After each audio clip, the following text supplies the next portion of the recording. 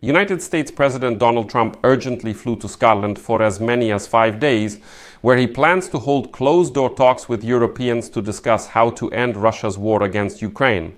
Of course, Trump's visit to Europe is accompanied by a scandal in the United States itself over the Epstein case. So Trump was accused of fleeing the States. Trump will also discuss a trade deal with the European Union, but according to sources behind closed doors, the main topic of Trump's visit will be the war in Ukraine. Moreover, commentators are already noting that there has been a change in rhetoric within Trump's team, as Trump managed to push his initiative to sell weapons to Ukraine through the Europeans. That's why he is ready to move forward now on Ukraine's side. Interestingly, Trump plans to discuss all important negotiations with Europeans on golf courses, where he is used to making his mega deals. My name is Alexei Pechi. Today is July 26th.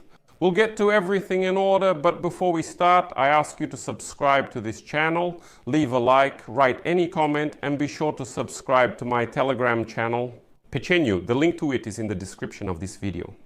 In addition, if you want to support the work of this channel, you can do so with any donation on any platform that suits you best. All the links and details are in the description of this video or via the QR code on your screens. So, the President of the United States of America arrived at Prestwick Airport on Friday evening and stayed at his luxurious golf resort Trump Turnberry in South Ayrshire.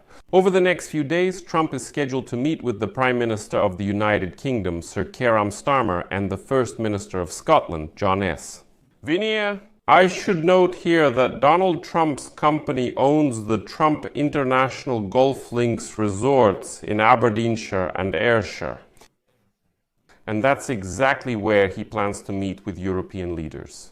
In total, Trump is staying in Scotland for 5 days, and the publication reports that Trump will talk with European leaders about how to end the war in Ukraine.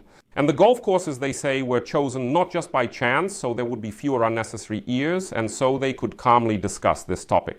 He will discuss this topic with the Prime Minister of the United Kingdom, Keir Starmer, and the President of the European Commission, Ursula von der Leyen. Although it's possible that other European leaders will also arrive in Scotland, it is noted that before leaving Washington on Friday, Trump confirmed that he is considering the possibility of introducing secondary sanctions against Russia amid the war in Ukraine. According to von der Leyen, her meeting with the United States President is scheduled for Sunday, July 27th. And now The Guardian writes that British officials are optimistic about the fact that Trump's rhetoric regarding Ukraine and Russia has changed dramatically in recent weeks. And in this context, it's important to note that recently Trump announced a trilateral meeting with Ukrainian President Volodymyr Zelensky and the Russian balding dictator Vladimir Putin. The White House head confirmed his interest in such trilateral negotiations. And he made this statement precisely during his conversation with journalists before his trip to Scotland. In addition, Turkish President Recep Tayyip Erdogan announced his intention to organize a meeting between the leaders of Russia and the United States for peace talks on Ukraine in Istanbul.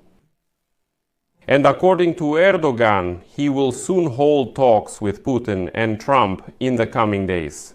Erdogan stated that Trump told him he wants to take part in potential peace talks between the leaders of Ukraine and Russia.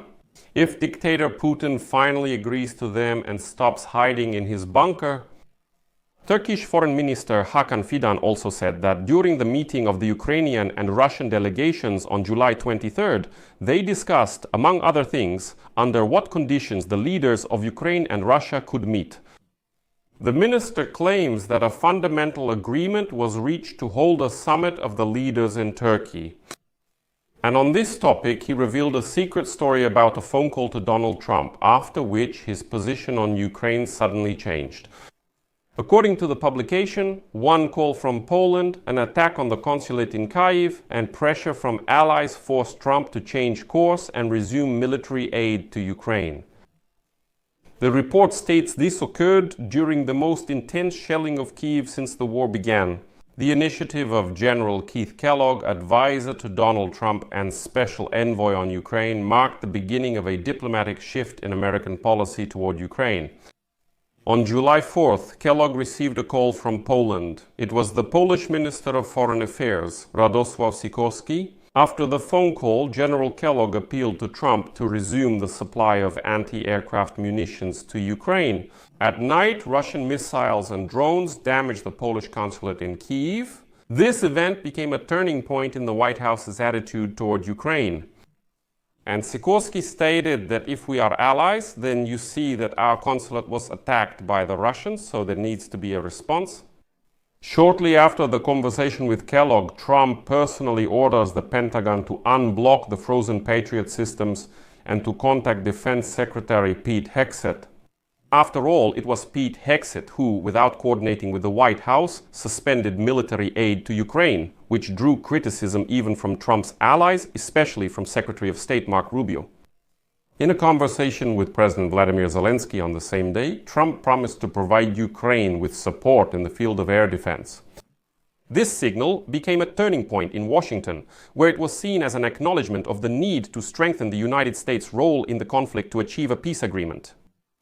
Over the course of 9 days, Trump, with the support of NATO allies, announced a new aid package worth $10 billion. With the assistance of German Chancellor Friedrich Merz and NATO Secretary General Mark Rutte. The agreements included the purchase and transfer of new Patriot systems to Ukraine, some of which were paid for by Germany and Norway. Interestingly, a batch of systems that was previously intended for Switzerland was redirected for this purpose. And so Switzerland agreed to postpone its own order in favor of Ukraine.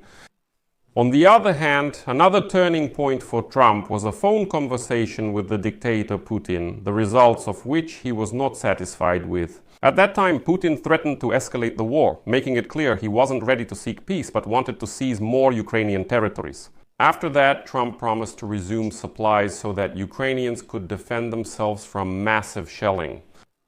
After Trump announced that the United States and European Union had reached a deal on supplying weapons to Ukraine, he flew to Scotland. Now the American president plans to hold close talks with the Europeans to discuss how to end Russia's war against Ukraine. And the fact that Trump is finally coordinating his actions with the Europeans has become another turning point. So now we just have to wait for the results of these talks. I'll note right away that we won't hear them in the coming days. Since these are semi-formal talks, most likely we'll only learn about their results from leaks a few days later. For now, I'll leave it at that. Share your opinions and conclusions in the comments below this episode. Subscribe to the channel, hit the bell, and don't forget to like. That's all for now. Take care. Goodbye, everyone.